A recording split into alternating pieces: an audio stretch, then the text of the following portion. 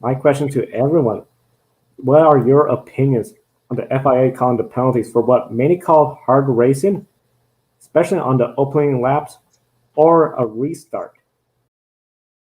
I think it was justified. And first of all, let me just say, Joe, I think it's good that we do this show in the evening and not immediately after, because I think, if you have a few hours or more than a few hours to go back and look at it a couple times, you get less of a knee-jerk reaction. You get to really form an opinion on it. My opinion hasn't changed. I thought 10 seconds was fair. I think to let Lewis off without anything would have been too lenient, because I do think ultimately, you have to look at what happened to Verstappen and, the impact he took. And to do it on lap one of the race, I'd be a little more forgiving if it was maybe the last lap or just a handful of laps to go and Lewis is trying to get by. But you've got an entire race to maybe, if you can't get by him, you can work some strategy, overtake him, through an undercut in the pits or something like that. It just seemed a little too desperate to me. And, like I said on social media today, I've got a lot of love for Sir Lewis Hamilton. He's one of the greatest sporting champions of our generation. But I do think he made a mistake. Now, Helmut Marko calling for a race ban, I think, is equally absurd. I don't think we need to go that far.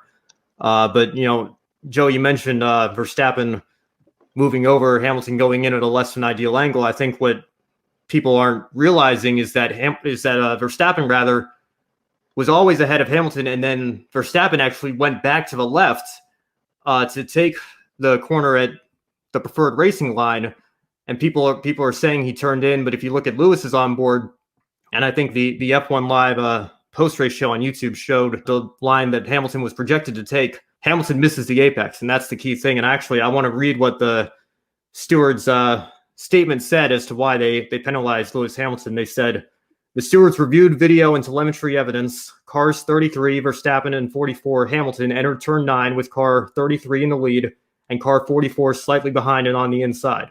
Car 44 was on a line that did not reach the apex of the corner with room available to be inside.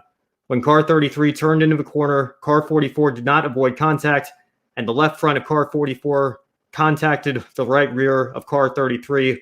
Car 44 is judged predominantly at fault.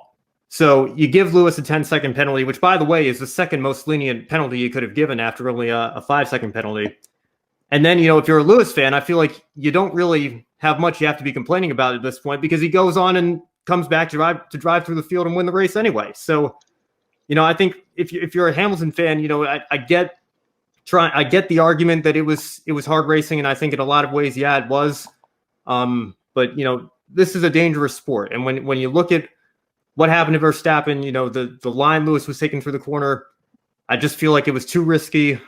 It ultimately ended in something not good happening to the championship battle, and ultimately, more importantly, Verstappen himself in his car. And thank goodness Verstappen is okay. That's the most important news coming out of all of this.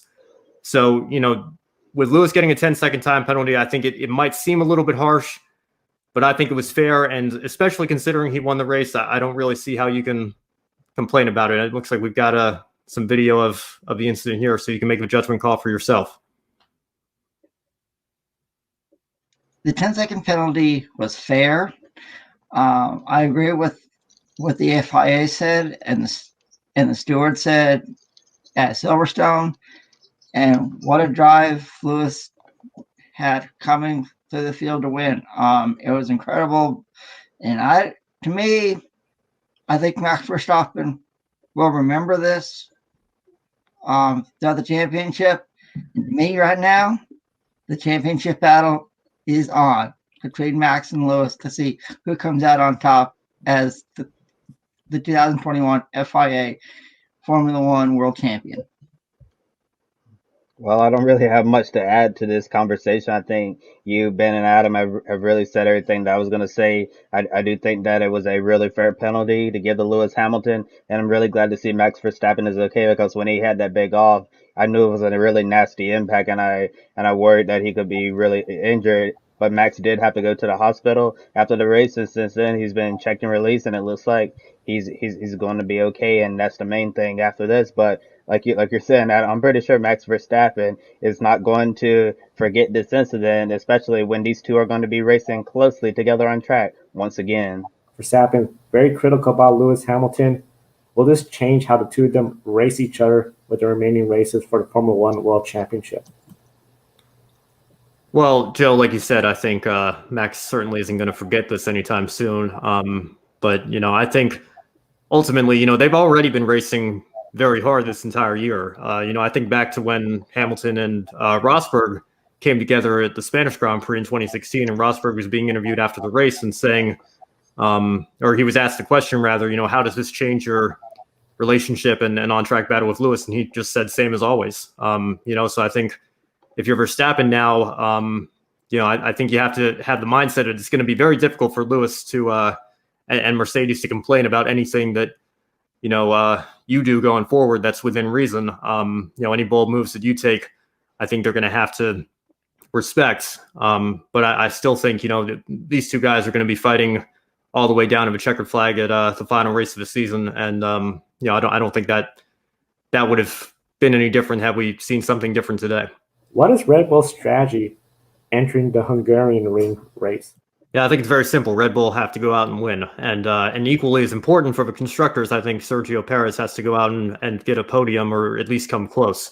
And one thing that I don't want to get lost in all this is Red Bull brought Sergio into the pits to go for the fastest lap, and he ended up taking that away from Lewis Hamilton. Now, he didn't get a point for it because he finished outside the top 10, but it does keep Lewis and Mercedes from scoring that extra point. So you can say maybe Red Bull got a point back that way, if you want to be technical about it. But every point is gonna count, and the championship is the closest we've seen really since Ferrari kind of put up a little bit of a fight in 2017 and 2018.